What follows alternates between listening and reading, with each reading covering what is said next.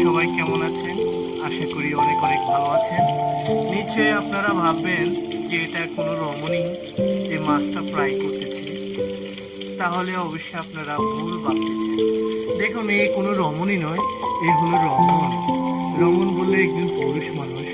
আমরা প্রবাসী, আমরা দেখুন কিভাবে কষ্ট করে কাজ করে তারপরে বাসায় এসে আবার মাছ ভেজে খাচ্ছি। দেখুন, এই কলকাতার বাঙালিগুলো আছে না, ওরা একদম মাছ ভাজা পছন্দই করে না, বুঝলেন?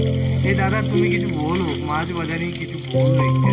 দাদা কি বলবো, 3 কেজি ওজন তো দাদা একটা মাছ লেগে এনেছে, দেখেন হান্ডিতে কি বড় বড় মাছ।